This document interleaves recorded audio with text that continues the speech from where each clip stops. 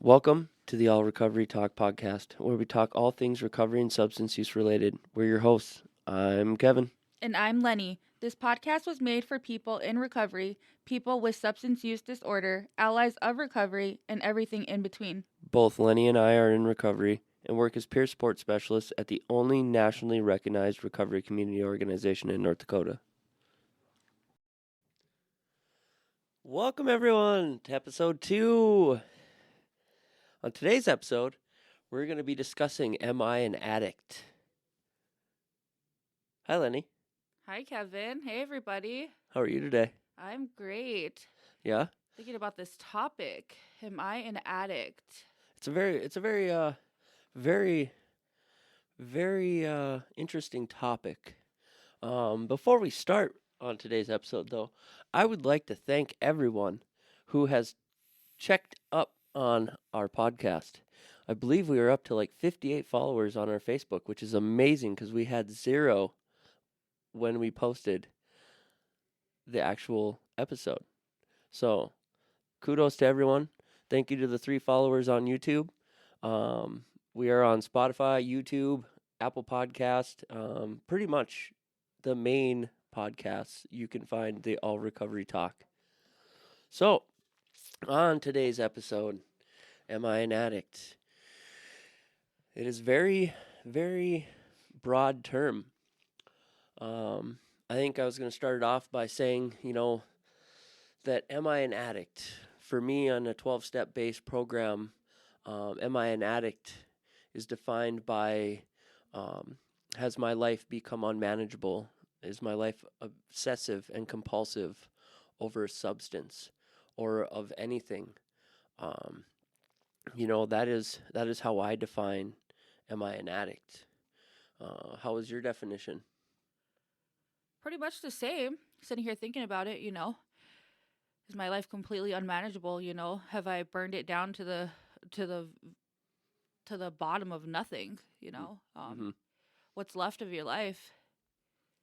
Yeah, I think I envisioned this episode more along the lines of just talking about, our lives and that pivotal moment where we realize that, oh, yeah, I am an addict. Oh, wow.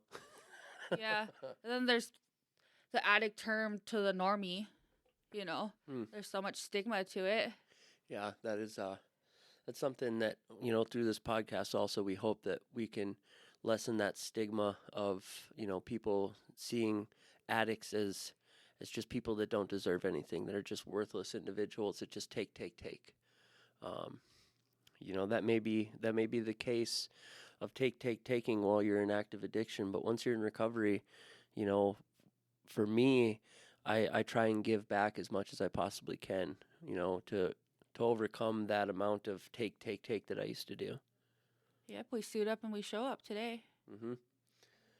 So, for me, am I an addict? So for me, my life through my usage was always I just use drugs, man. I don't have a problem. My main problem was when I didn't have drugs.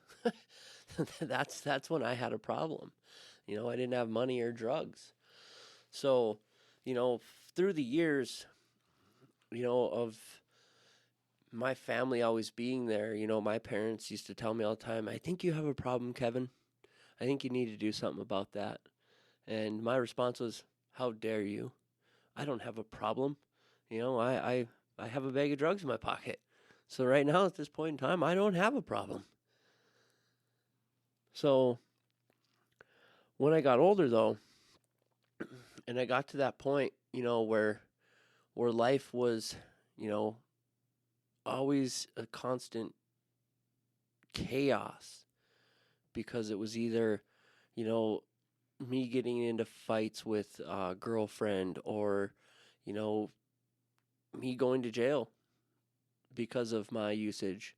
I started to wonder, am I an addict? No, I'm not as bad as other people are. I always Always thought to myself, I'm not homeless. I haven't sold everything that I own. I haven't done this and I haven't done that. So I must not be an addict. It wasn't until I got into my late 20s that I started to really notice that I probably had a problem. I just couldn't admit it. Um, that my life literally revolved around drugs. That was my life.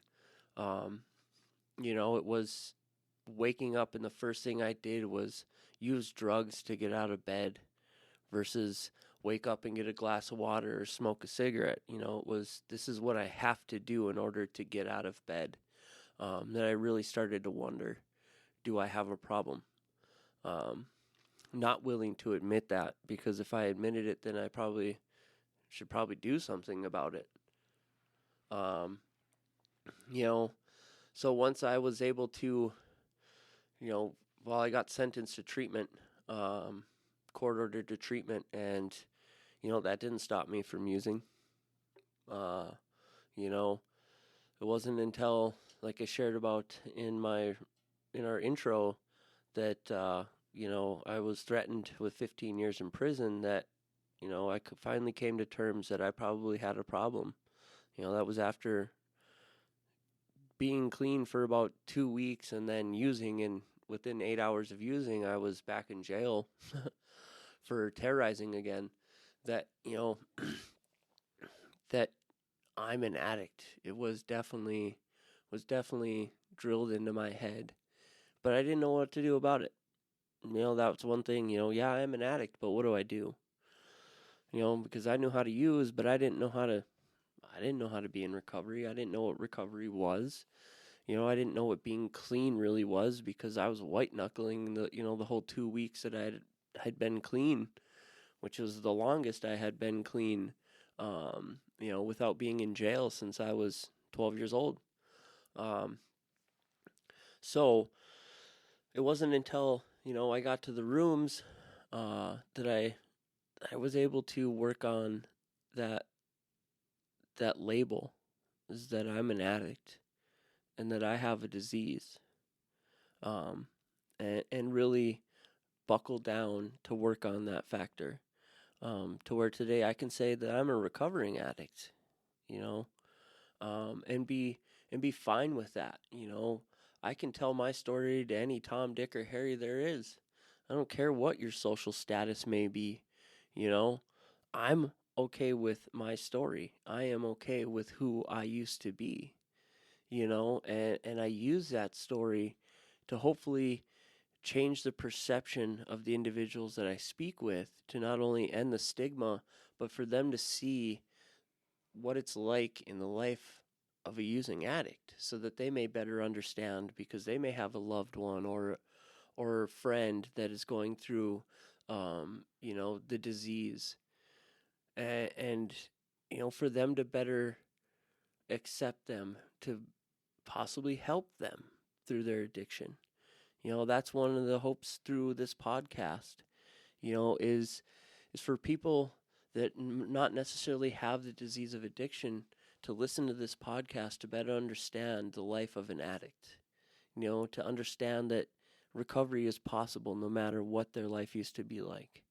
That they can be that lighthouse for those individuals to be able to find their way back to a life worth living. Why is it when we have to realize that we have a problem, it takes us to go to jail? You know?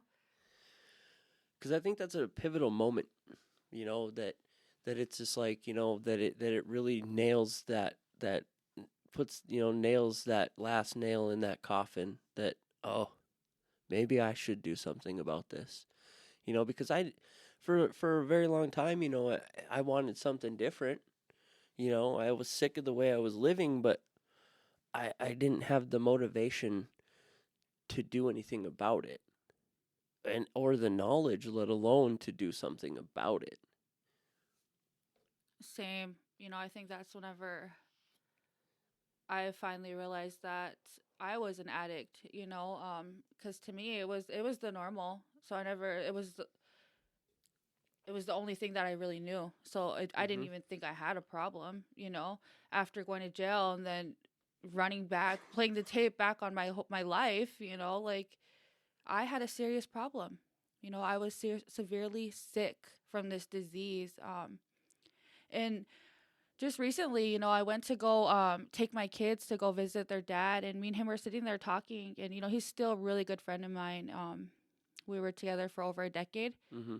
and we were sitting there talking, and I was like, man, I just remember this very moment, and I shared this moment with him, and he's like, man, Lenny, he's like, I always remember that too, and like I'll share that moment with you guys. Okay, so we were living from hotel to hotel. Finally the money ran out, the drugs ran out. We couldn't afford a hotel anymore, and I just had a baby. My baby was in the NICU for a month because she was born premature. So she was with us, and my two other children were with us, but my oldest was with her grandma, and her grandma took her at the time because she knew that something was going on with us. So she wanted to remove my daughter from our care till we could figure things out. So anyways, we're hotel hopping, everything runs out, money runs out, so we have a vehicle. And at that point we were his mom was paying for our phone bill, and she knew something was wrong, so she cut off our phones. Cut us off completely financially, cut off our phones. So we were Wi-Fi warriors. The big Wi-Fi. Yeah, so we're sitting outside of a hotel one time, and it was hot. It was in the summer. This was in 2018, and my kids were crying because they were hungry, and we didn't have no money. We didn't have no gas to go anywhere. We couldn't even turn the car on because we didn't have no gas. And it was hot, like dead summer out. But my baby had formula, but my two younger ones that could eat food, they were hungry. So we scrounged up our change from the car, and we gathered up $5, and that's when Little Caesars pizzas were $5. Mm-hmm. Now I think they're like $6.99 or something. Yep. But he had to walk to go get that pizza, and me and him were so sick. We had to sleep in that car that night, with our kids, and all we had was that pizza, and it was, I think, like, that moment, like I hold that so close to me. I hold, like, it's a bad memory, and that's when I realized, like, I had a problem. And then a week later I get picked up by the feds, so it was too late for me by then. And I just remember crying, and I was so sick, but I wanted that pain to go away, but I just didn't know how. I didn't know how to get clean. I didn't know what recovery was. I didn't have, I wasn't hanging around anybody that was clean, like I associated with people that were all in active addiction. So I didn't even know what recovery looked like at all. But yeah, that's the moment I shared with him, and he remembers that moment so clearly to this day. Like it was a hard time. So that happened in 2018. So yeah, I bet a lot of people have a similar experience, realizing that their life is completely unmanageable. That was one great experience for me. Um, my whole life, like you said, it was just revolved around drugs and alcohol. You know, um, like I didn't even care that I had 4 kids. That's the insanity of it. Like, I couldn't imagine doing that to my kids today. And I lived like that for so long. I went where my addiction took me. I did what it wanted me to do. And it's just insane, thinking back to it. I could still just picture myself in that hot vehicle with all my kids. And, it was Yeah, horrible. that had to be miserable. But like today, I don't have to live like that. Today I can be a beacon of hope and, like you said, be that lighthouse and shed light that, there is a life outside of drugs and alcohol. We can have fun. That is definitely that's definitely very difficult story.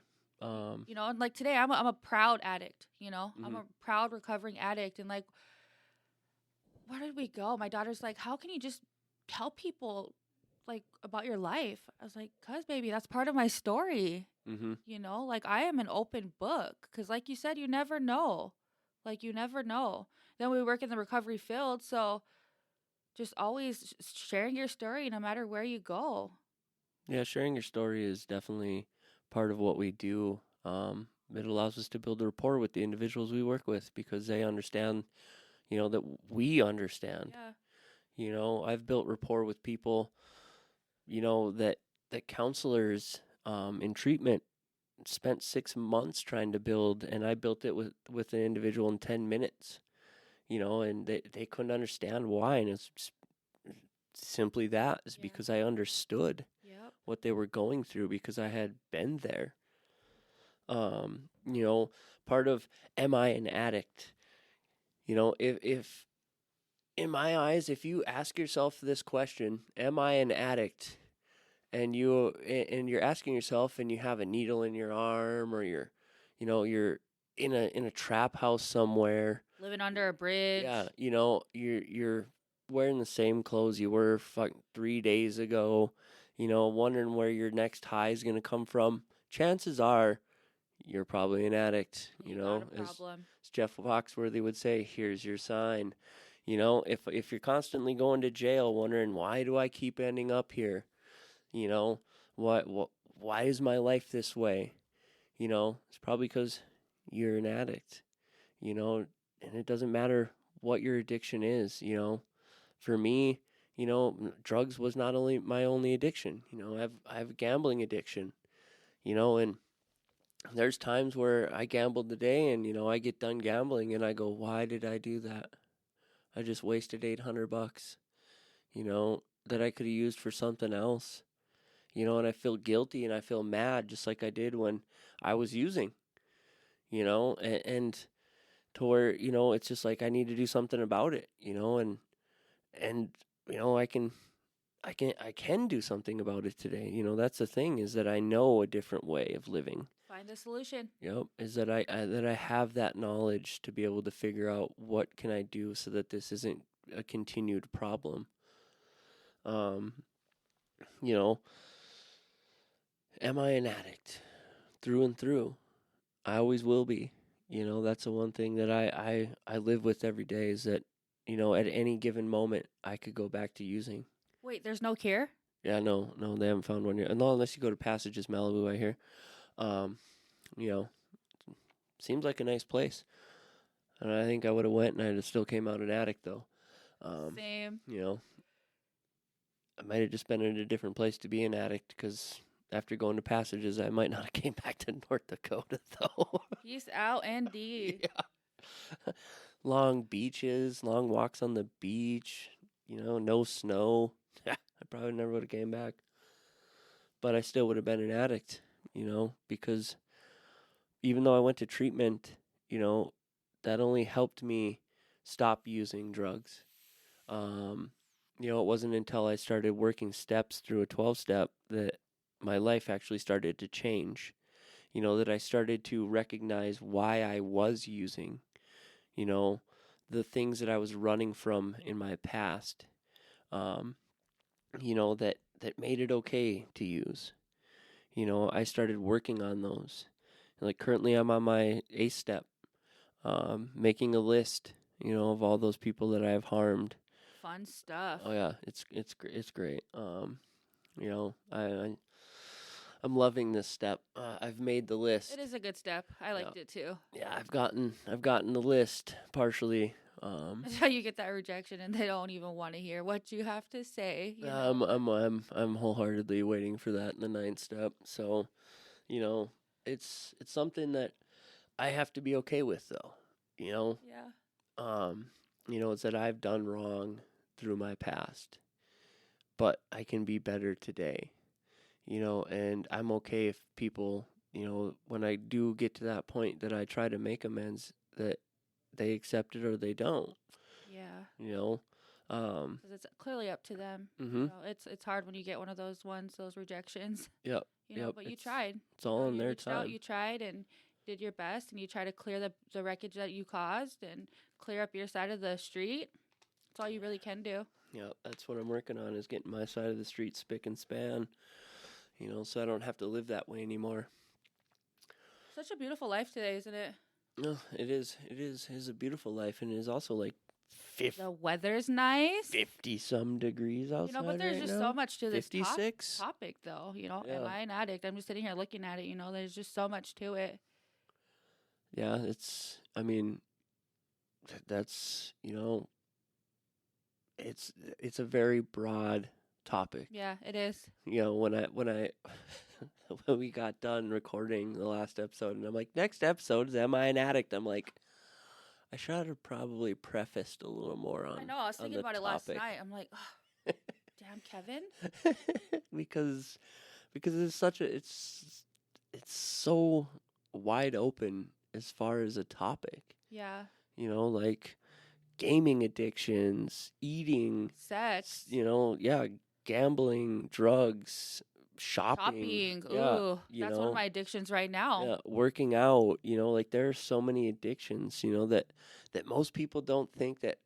Oh, I'm not an addict. It doesn't make my life unmanageable or anything like that. And then it's just like you ask them a few simple questions, and they go, "Well, maybe I am. I'm not gonna do nothing about it, though." Gotta dig deep and be honest with yourself. Yeah, pretty much. That's something that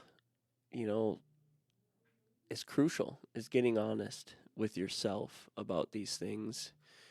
Because I got told for many, many years, that you have a problem, by many different people, my parents, my cousins, my family members, friends, that aren't addicts. They would tell me I had a problem, but I didn't see it. Even the drug dealers would tell me I had a problem. Like, what? That's pretty bad, Lenny. Right? It's pretty bad when the drug dealer's like, "Ma'am, I think you have a problem. I can only sell you so much because of this. You need to get it together. Yeah. Like, you don't like money?" Yeah. Like, we might have to send you to treatment for 28 days, ma'am. You've definitely spiraled out of control. My life was so crazy, though. Like, I just spiraled and spiraled and spiraled, It's just, all the signs were there, and I was just in denial the whole time. Yeah, that's what it was for me. It was just denial. If I don't see it, it's not a problem. Right? Like my character defects. I don't know what you're talking about. I'm not a condescending asshole. How dare you? And then I see it, and I go, "Oh, yeah, maybe I am. Well, I should work on that." Like I do with my recovery. I'm able to recognize those types of things nowadays and be able to, work on them, before it gets me to that point where I deal with pain and misery more often than not. Sometimes I kind of miss pain and misery and chaos, so every great once in a while I'm just like, hey, how can we throw some shit at a fan and not get hit with the shit that comes back off the fan? How can we shake some stuff up here? Yeah, I'm bored today. What should we do? As the old Pinky in the Brain saying, what are we doing tonight, Pinky?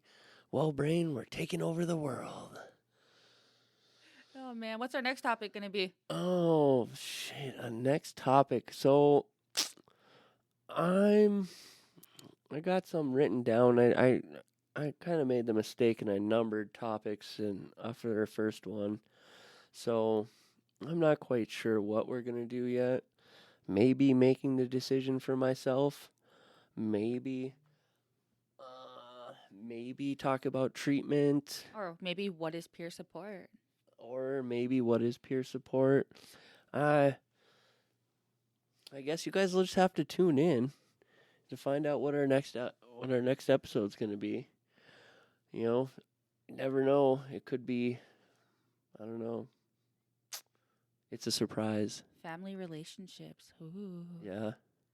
We got a whole whiteboard that's full of like 50 different topics that we stare at the whole time. Just brainstorming over here. Yeah, got to do the brainstorming. It's better to brainstorm than to just walk right into it, which sometimes works out. Like topic for today. We walked right into it. And here we are. So hopefully you guys, get out of this topic something, anything, to help you in your life today. You're to not make better alone. decisions. Yeah, knowing that you're never alone. You know, there are other people just like you. And recovery is possible, guys. It is, no matter what your background is, no matter how long you've been in active addiction, you know, recovery is possible. You know, reach out. Call us. Yeah, you know, you can always, a great number that you can always call to talk to somebody 24 hours a day is 1-800-RECOVERY-TALK, where you'll reach a peer support specialist 24 hours out of the day, that you can talk to, you know, that will understand what you're going through in that moment. You know, and if you're in crisis, you can always call 211 here in North Dakota, or you can always dial 988, you know, suicide hotline 988, and they can get you directed to somebody that can better assist you with what situation you have going on. And as always, if it's an absolute emergency, always dial 911. And today's call of action. What should today's call of action be, Lenny? Be kind. Be kind. Yes. Today's call of action. Be kind. Brought to you by being an amazing human being. Yeah. You know? Reach out, help somebody, be kind, be loving. Yep. You know? Take that extra second to ask, you know, somebody that's walking through the door, how's your day? You know, open that door for somebody, you know, even smiling at somebody. Yes, or buy somebody's know? coffee behind you. Yeah, there you go. Pay it forward, you know, because you never know what they're going through, you know, and that one little thing could change the outlook of their day. And I guess we shall see you on the next episode, which will be to be determined. Bye, friends. Have a good day, everyone. Check you later.